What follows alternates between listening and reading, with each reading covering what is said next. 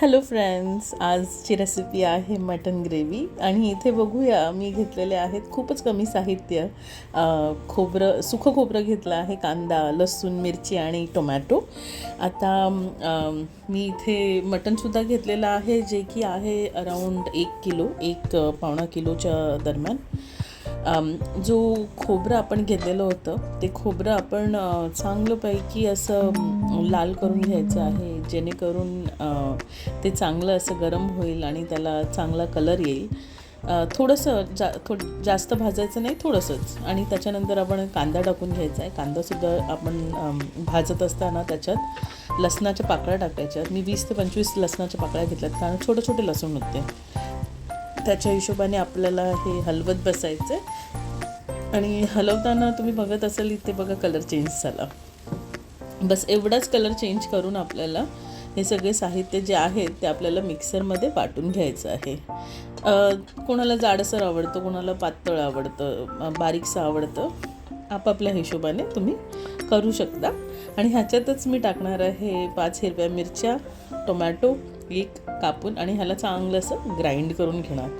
आता मी इथे कुकर घेतलं आहे, त्याच्यात मी माझ्या मते 2 पळ्या मी तेल घेतलेलं आहे. आणि चांगलं असं तेल गरम केलं मी. त्याच्यातच मी टाकलं आहे हिंग, माझं फेवरेट, ते माहीतच आहे तुम्हाला. हिंग टाकल्यानंतर त्याच्यात मी टाकलं आहे लसूण. हे लसूण फ्रोझन केलेले आहेत, रेसिपी आहे ह्याचीही, ती पण बघा. यूट्यूबला आहे, इंस्टाग्रामला आहे, फेसबुकलासुद्धा आहे. आता ह्याच्यात लसूण चांगला झाला की त्याच्यात मी टाकलं आहे जे वाटण आपण वाटलेलं आहे ते. चांगलं असं वाटण जे आहे ते आपलं चांगलं असं हलवून घ्यायचं आहे. आपण ऑलरेडी भाजलेलं आहे वाटण, तर जास्त काही भाजत बसायचं नाही.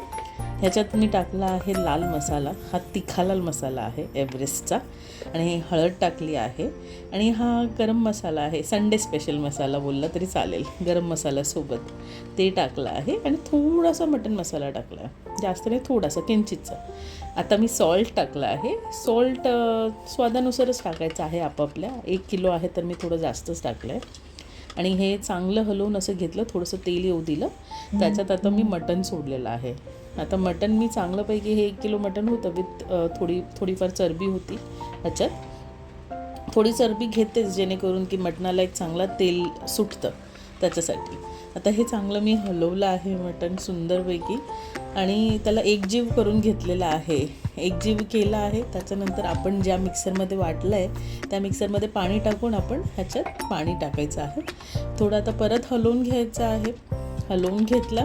आणि आपल्याला जेवढं पाणी आपल्याला पाहिजे, म्हणजे आपल्यानुसारच आहे, जेवढं तुम्हाला पाणी पाहिजे, कमी पाहिजे, जास्त पाहिजे. तर मला नॉर्मलच ग्रेव्ही लागते, जास्त नाही. आणि 6-7 शिट्या मारून घेतल्या आणि हे आपलं मटण रेडी आहे. 6-7 शिट्यांनंतर हे चांगलं असं मऊसूर मटण होतं शिजून, आणि टेस्टसुद्धा चांगली येते. हे बघा किती सुंदर असं तेल सुटलेलं आहे, आणि मटणसुद्धा चांगलं झालं आहे. Thank you friends, bye.